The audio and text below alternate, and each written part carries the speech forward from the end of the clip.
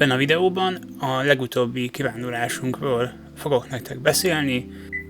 Budakeszi határában van egy tök jó kirándulóhely, ez az Angyalok királynéja templománál kezdődik, ott te lehetett parkolni autóval, autókat ott hagytuk, és láttuk, hogy mások is szoktak ott kirándulni.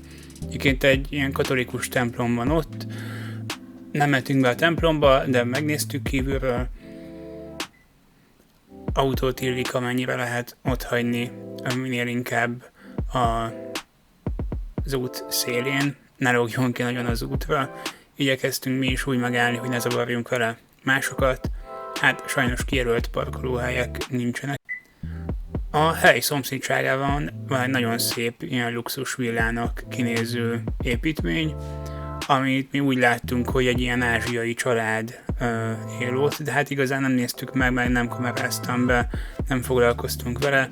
Mi a kiránduló lehetőségek miatt szeretjük ezt a helyet. Vannak, akik elmentek az autóikkal oda a templom elé, mi addig nem akartunk elpofátlankodni. A képen éppen a Budakeszi Angyalok királynéja templomot láthatjátok, és hát egyből a templom mellett van egy eléggé szép és jól kinéző rét, mindenféle kiülő lehetőséggel, edzőparkkal, szalonnasütő lehetőséggel, úgyhogy elképzelhető, hogy itt a templomban elég jó gyülekezeti élet zajlik. Mi ebből nem láttunk sokat, amikor itt voltunk, tehát feltételezzük, hogy vasárnaponként lehet az, hogy akkor a gyülisek kiülnek oda, vagy a gyerekekkel kimennek a kertbe, hát a kertbe inkább itt ezen a réten. Úgy láttam, hogy még ez is valamennyire az egyházhoz tartozik, mert a gyülekezetnek van saját kertje, de itt kint lehetett látni ilyen további emlékműveket, van egy ilyen szentkép az egyik fán, és van egy nagyobb ilyen kereszt is ezen a réten. Elég sok helyen felhívják a figyelmet a tűzgyújtási problémákra, tehát hogyha hogyan kell tüzet gyújtani, meg hogy ne hagyják kövezetlenül a tüzet. Tovább nagyon sok ilyen szemetelés ellenes kampány is van. Itt éppen egy szentkép látható az egyik fán.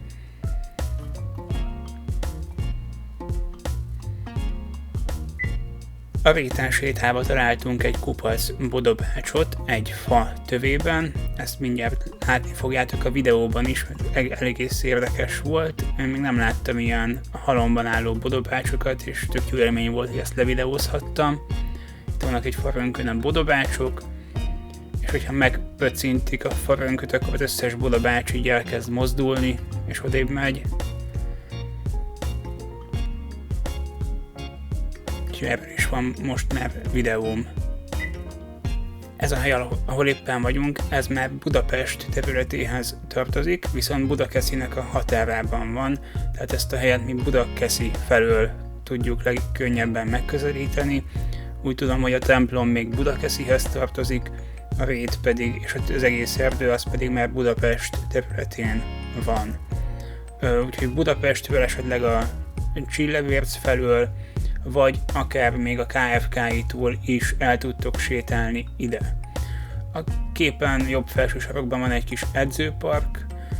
Én úgy láttam, amikor ezeket néztem, hogy kicsit elhasználtak már ezek az edzős cuccok. Nem annyira jó ezekkel nekem legalábbis edzeni, de hát aki pár nyújtó gyakorlatot akar, vagy akár futni az erdőben, annak valószínűleg még ilyen állapotban is jól jönnek ezek a dolgok. Nagyon sok biciklist láttam, itt van egy fontos felhívás, hogy előzd meg az erdőtüzet, ez eléggé fontos, ez minden helyen ki van téve. Sokan bicikliznek az erdőben, szóval figyeljetek arra, hogyha sétáltok és hallatok valami zúgást, akkor ez egy biciklis lesz. Ennek az erdőnek kifejezetten már ilyen őszies hangulata volt, nem volt olyan nagy zaj, meg mindenféle állathang az erdőben, mint amit tavasszal tapasztaltunk. Sikerült lefotóznom ezt a lepkét, elvileg ez egy gyöngyház lepke, több fotót is csináltam róla, némelyik egész éles lett. Pont mellette sikerült elsétálnunk. Az erdő viszonylag félreeső helyen van, de ehhez képest egész gyakran lehet találkozni emberrel, szóval nem egy kihalt helynek tűnik, hanem nagyon sokféle emberi tevékenységnek van nyoma. Van egy kis házikó is valahol a rét mellett, itt mindenféle kidőlt farönköket videóztam éppen. Hát ha ebből is lehet találni egész érdekes élőlényeket, állatokat, ilyen pókokat például.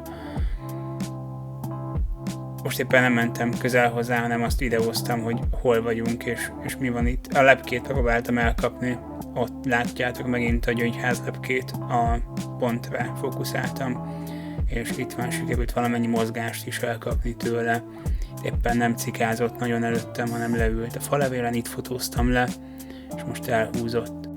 Mentünk tovább az erdőben, és egész sokat videóztam, engem megnyugtatnak ezek az erdei séták, és nagyon sok olyan volt, hogy valami madárhangot, vagy valamilyen egyéb állati tevékenységet próbáltam videózni, majd ebből is lesznek bejátszások, vagy most vagy egy későbbi videóban.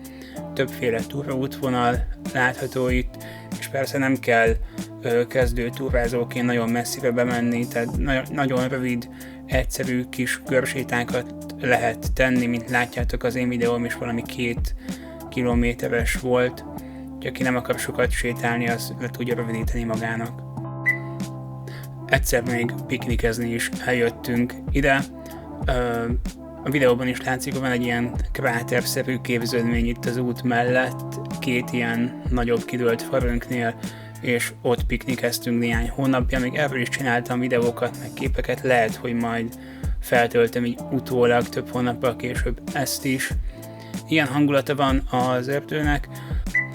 Ezeket a felvételeket egyébként egy ilyen új állványzattal rögzítettem, amit a telefonomhoz vettem a túra előtt is, nagyon lelkes voltam, hogy ezt kipróbáljam.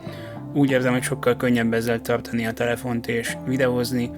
Egyelőre profi videózós gépet nem szeretnék venni azért, hogy néhány túrázós videót rögzítsek, viszont azt látom, hogy sokkal stabilabban, sokkal kisebb kilengéssel tudok ezzel videózni.